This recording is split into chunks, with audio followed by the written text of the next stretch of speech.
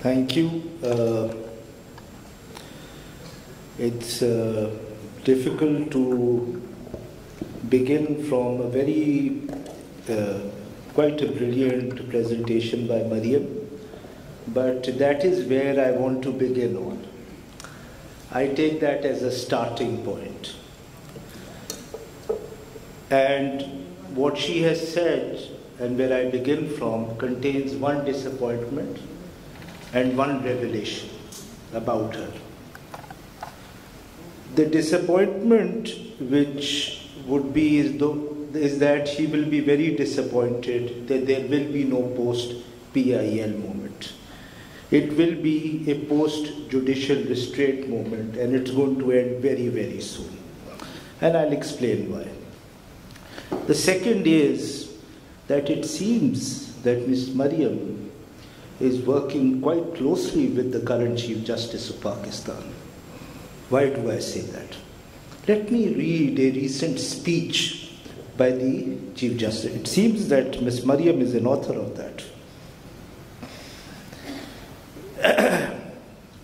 At present, this court is practicing judicial activism of a different kind. This is the Chief Justice Khosa. Instead of judicial activism, it is practicing active judicialism. So it is practicing a judicial activism of a different kind, and then he says, instead of judicial activism, it is practicing what was being described by Ms. Mariam, practicing active judicialism. What is active judicialism? It is taking measures to improve and activate the judicial sector in many ways, exactly what she was talking about. It has decided to put its own house in order first. What is interesting about the Chief Justice's speech is that when he's really talking about judicial activism, he's conflating judicial activism with suo motu jurisdiction. So if you read the two paragraphs, he talks about judicial activism as being interchangeable with suo motu jurisdiction, which is not so, because you can have judicial activism, and suo motu jurisdiction is only one form of judicial activism. The second thing he's saying is that he's in a sense extending his judicial restraint even beyond the language of 184.3. Because he says that we will only exercise Article 184.3 jurisdiction suo motu if it's a matter of national importance. The word in 184.3 is not national importance, it's public importance. And he says that we will only exercise it when there is an absence of alternative remedies. Now that term is not in Article 184.3, that is the term in Article 199. Article 184.3 starts with without prejudice to the provisions of Article 199. So what is going on? I think one way to start is to first grapple with this term which we all use, which is judicial activism. What exactly is this beast called judicial activism? The problem people have with judicial activism, like the Honorable Chief Justice has simply redefined it into something which really cannot be judicial activism, has never been considered judicial activism, as Mariam rightly explained. It's a very different way of looking at judicial intervention. The problem why people are not able to grapple with judicial activism is that they define judicial activism not in terms of its meaning or historical meaning, but in terms of its remedies.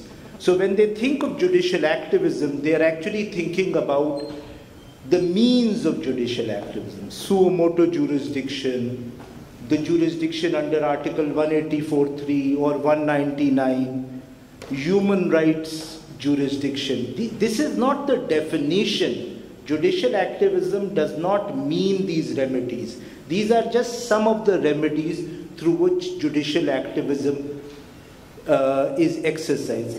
And it's important because if you look at how this term emerged, you will see that it has nothing to do with suo motu jurisdiction.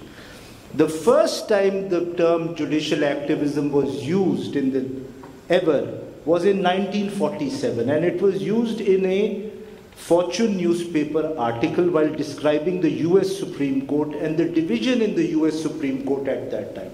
Now, anyone who's read the US Constitution will realize that the US Supreme Court has no suo motu jurisdiction. It has no Article 184.3.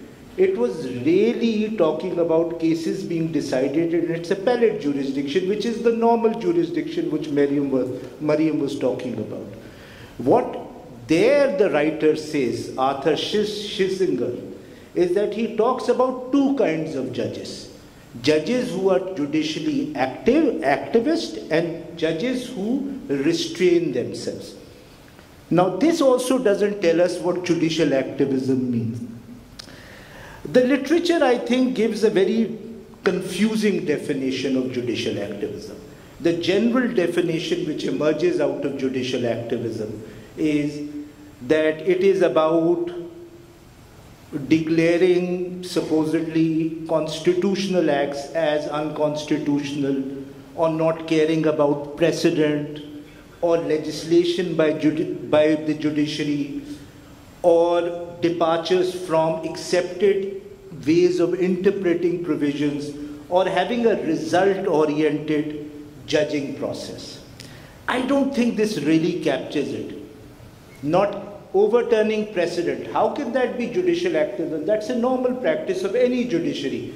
Even the House of Lords in the 20th century decided that they could overturn their own binding judgments. So that's a very normal process. To say that declaring acts of the executive or legislature as unconstitutional is judicial activism, how can that be judicial act? It's written in the Constitution. It doesn't really capture. I think when you look at Pakistan, there are three elements through which I think you can identify judicial activism. The first element is that in order for a judiciary to exercise judicial activism, it has to be independent. Or at least there has to be a level of relative independence. You cannot have judicial activism, and we've not had that in various phases of history, where the judiciary was not independent. The second element in that definition is that the judiciary must believe in what the South African Constitutional Court calls a transformative constitutional jurisprudence. A judiciary, which Mariam was criticizing, a judiciary which believes that one of its principal jobs, and it has the power to restructure the state and society, to bring about state and societal change. This is a very different kind of jurisdiction which the English courts exercise: piecemeal judicial making, incremental developments, narrow interpretive. Right now, I'm neither saying this is good nor bad. One is just trying to understand this. And the third thing is, which people don't realize, is that usually you have experienced judicial activism, and Hamid Khan took us through the history of that, which is progressive. But you could easily have a judicial activism which is conservative. The US courts had that in the 1930s when Roosevelt changed the entire court. It was a court which was conservatively judicially active. It was not allowing any kind of reform. So judicial activism doesn't necessarily have to be of the liberal or the left. It can easily be religious. It can easily be conservative. Now, if you look at Pakistan's history, you will see that you've basically had four kinds of judges or tenures. The first is judges who've been judicially active in terms of the definition which I give. You can easily identify them. I think the first judge who was a judicial activist, even before Afzal and Halim introduced this term, was Justice Munir. What Justice Munir did from 1954 to 1958 is he tried to recreate a bureaucratic state, and he tried to become an equal part of that. I mean, he surprised Ghulam Muhammad in the reference case or in the Yusuf case when he said that I simply said that assent was not given. As you remember what happened in the Maulvi Tamizuddin case, then there was a constitutional crisis. Who resolved that constitutional crisis? Munir said, come back to me in the reference. I will solve your problem. So Munir from 54 to 58 basically lays down the structures of that state. He's a judiciary activist judge. Of course, then you have Iftikhar Chaudhry, you have Saqib Nisar. Then you have judges who've exercised judicial restraint. A classical example of that is Nasirul Mulk. An earlier example of that is Justice Collinius. Then there is a third category which we see in our judicial history, which I say judges who have been passive or who've lacked independence. Two examples of that. You look at the tenure of Justice Halim from 1981 to 86, it seems as if the Supreme Court did not exist in Pakistan. There is an MRT movement going on, and the Supreme Court has just gone to sleep. Another example is the Nazim Hussain Court from 2003 to 2005. Then, of course, you've had, sadly, another category of judges, which is what I called not judicial activist judges, but activist judges. People who were so weak and so corrupt, and there have been chief justices who've done that, that they have actually connived with the regime in order to completely destroy the judiciary. And if you can take a classical example, which Hamid Khan gives in his book, Sheikh Riaz is an example. He is not a judicial restrained judge. He is not a judicially passive judge. He is because he is a complete corrupt Chief Justice, he is an active judge rather than the judicially activist judge. So I think to look at your history, you look at these four categories. Now, why do I say this is not a post-PIL moment, and why would I say that Maryam would be disappointed? I think judicial activism is here to stay. It will not go away, whether you like it or not. And there are 6 reasons for that. The first reason is that there is an increase in judicial independence, at least since the 1973 Constitution, and there are reasons, various reasons for that, which I don't want to go into. But very few people will deny that judicial independence has increased. Whether that's good or bad, that's another thing. Secondly, what you have is a voluminous increase in both human rights litigation and fundamental rights litigation, something which Maryam in her article has very clearly demonstrated. And this will not go away. Neither judicial independence will go away, nor this jurisprudence will somehow disappear. So this will come back, and let me tell you, it will come back in January. Number 2, what you have now is a relatively stable formal constitutional democracy. It's not constitutionalism in its depth or democracy in its depth, but it's formal constitutionalism. When you have some kind of relative stability in terms of constitutional governance, you will always have invocations of 184.3 and 199, and they will increase. The third reason is that players who have been left out from the democratic process, and there are 2 main players: the political elites who can't win elections, and the military elite, which has to now find new ways to control democratic governments. They will use the judiciary, as we have seen recently, and they will create their domination through other means. Their monopoly has been lost because the days of martial law are over, but their domination will come back through this back door.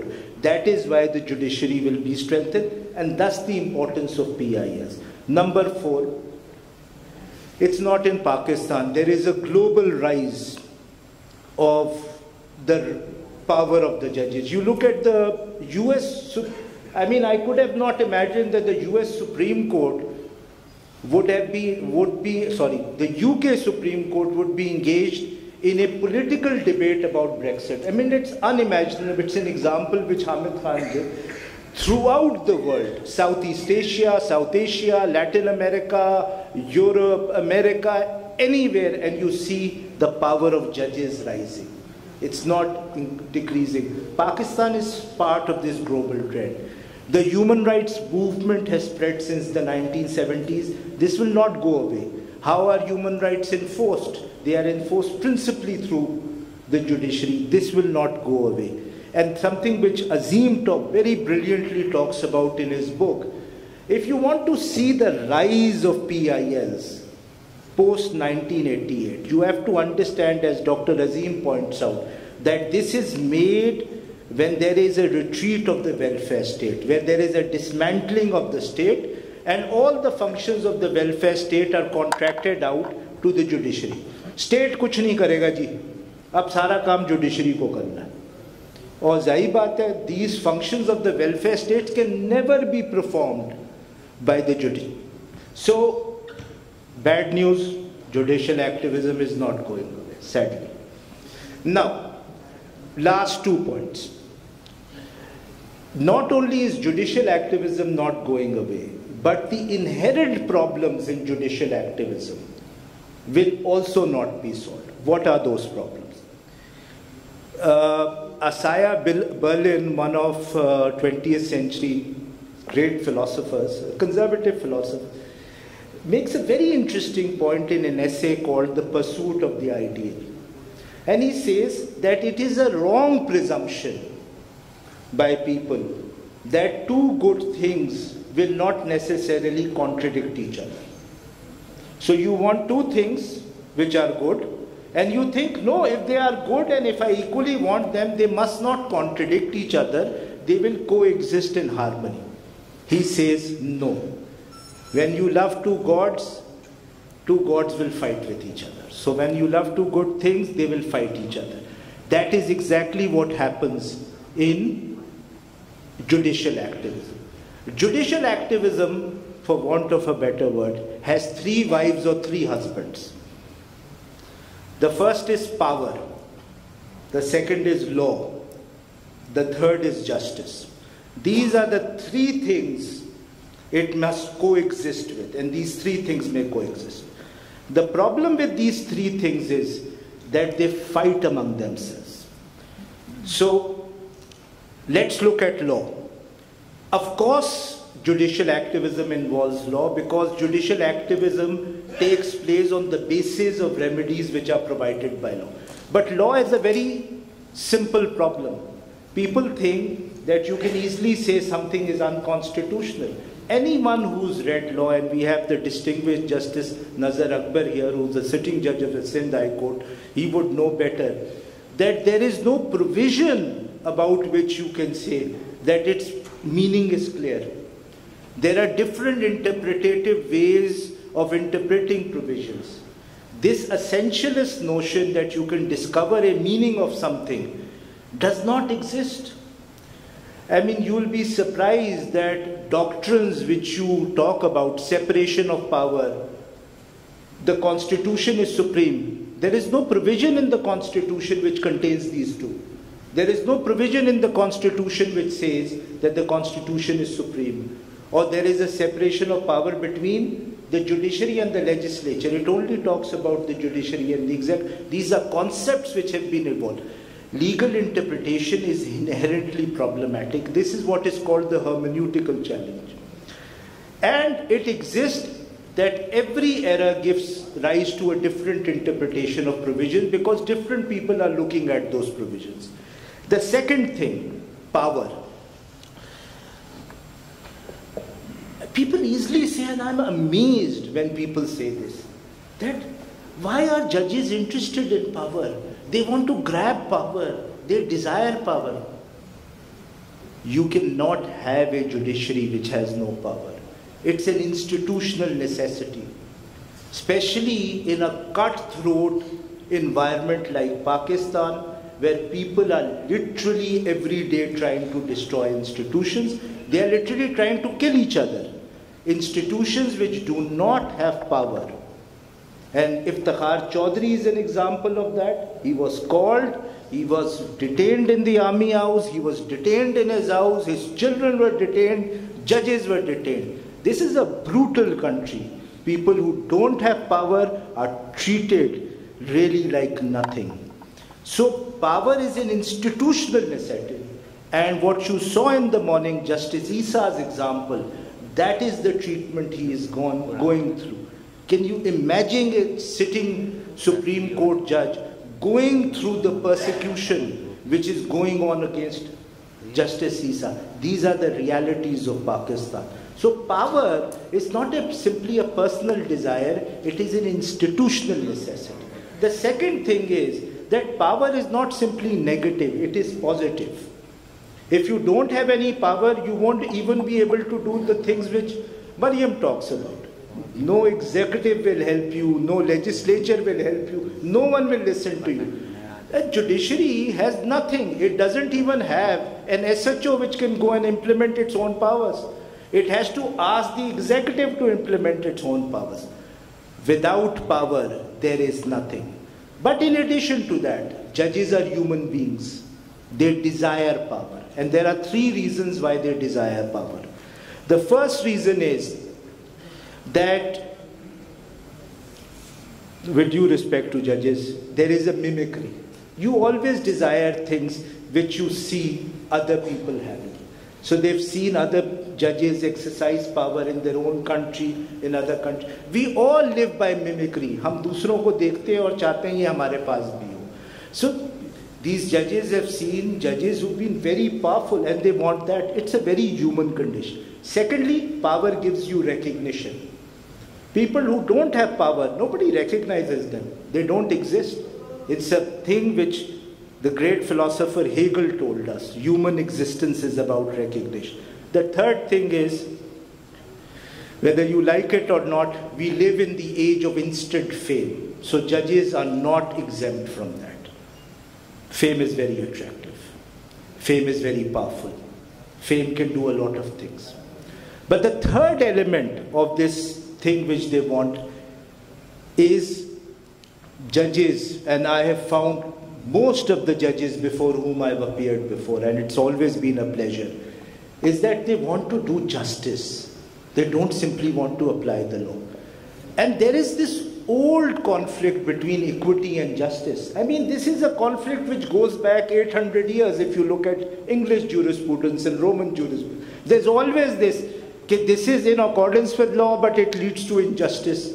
Or this is what justice requires, but this is in violation of the law. One judge, a couple of years ago told me that I don't need the law to do justice in this case. So the element of justice and the element of law have been in conflict, and this is a conflict which has been going on for the last 800 years if you look at the jurisprudence. Secondly, if you look at the Constitution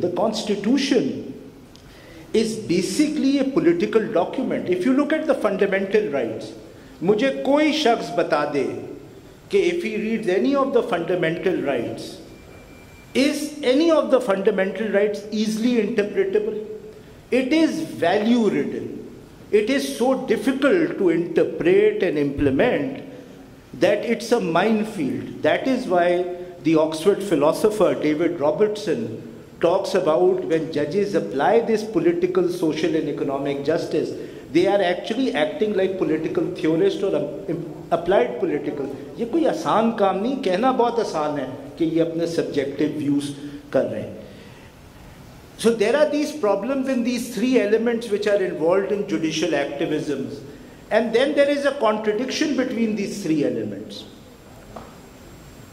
One can understand, बार-बार complain होती है कि they passed an order in this case and they didn't hear all the parties. They say that they did justice, but they should have heard the parties, due process. So a contradiction between justice and law. तो वो मैं इफ्तिखार चौधरी साहब को कहता था कि मैं इफ्तिखार चौधरी साहब को कहता था कि जब मैं देखता हूँ जूरिस्प्रूडेंस तो मुझे वो द इंडियन मूवी राम लीला याद आती है, उसका गाना वो याद आता है कि there is an Indian movie Ram Leela where there is a song that Ram चाहे लीला और लीला चाहे राम, इन दोनों के लव में दुनिया का क्या काम। तो मैं कहता था चौधरी साहब को, चौधरी चाहे अवाम, अवाम चाहे चौधरी, इन दोनों के प्यार में कानून का क्या काम। So there is this contradiction between justice and law. So I think these contradictions cannot be resolved. That is why you face all these problems. What do you do with it? I think, and I will end, Palvish, I will just end in a couple of minutes. I will just end here. Accept the fact that like most things in life, there are no solutions to contradiction. And accept what Walt Whitman said a very long time ago. Do I contradict myself? Very well. I contradict myself. So what? Accept कर लें. बहुत सारी ज़िंदगी में contradiction होते हैं, हम contradictory चीज़ें चाहते हैं. हम क्या करते हैं? हम पहला काम ये करते हैं कि हम बैलेंस करते हैं. अगर हारमोनी नहीं होती हम बैलेंस करते हैं, गिव एंड टेक करते हैं. कुछ कानून लेते हैं, कुछ जस्टिस लेते हैं, कुछ पावर लेते हैं, और कभी ऐसा काम नहीं करते कि तीनों एलिमेंट्स में से कोई एलिमेंट ख़त्म हो जाए. दूसरी चीज़, I think I don't have a problem in judges exercising as much power as they want. But that power should not be instinctful, it should be reflective. You can pass any wide-ranging power as judicial activist judges as you can, but you should always think about 4 things. Number 1, the order I am passing, whether this will be considered as legitimate or not. Legitimacy के बारे में सोचना. Number 2, whether it can be effectively implemented. Number 3, opposite बारे में सोचें कि अगर if I didn't pass this order, what will be the consequences of judicial restraint, not the consequences of judicial activism. ये भी सोच लीजिए. And the 4th thing is, think about unintended consequences. We only think about intended consequences. Always think about. And if judges apply this reflexive mindset, instead of what they usually do, instinctfully orders pass करते हैं, some of the judges I must say, but वो गलत होता है. Thirdly, the problem is not with judicial activism, the problem is with overreach of judicial activism. All good judicial activist judges are also judicial restraint judges also. They go and then they stop, or they don't go in a certain place. Number 4, the problem with judicial activism is not when it comes to legitimacy that it creates law or jurisprudence which is controversial. The real problem occurs when it is seen as partisan, when it is seen as politically partisan. So it doesn't matter if you're a Lord Denning and you're creating, or Earl Warren creating new kind of jurisprudence. But if you are perceived as someone who lacks integrity, someone who lacks independence, or who has a personal interest or is pursuing an agenda, that's a problem. Partisanship, किसी को favor करना is a problem. And lastly, I know the Supreme Court is looking into the issue that we should frame rules in order to control the exercise. I don't think that will work. It is at the end of the day, as I said, judicial activism has been here since the very beginning. It will stay with us. It's going to reappear very, very soon. I think even Khosa's tenure is a judicially activist regime. If you look at it closely, what is the Chief Justice doing presiding over the IGs of the provinces? The IGs, police, the Supreme Court has declared is a provincial subject. How can the Law Commission call all the IGs in? So this is clearly a form of judicial activism. So it's not going to go away. And I don't think you should dream about resolving its problem. Its problems will not be resolved.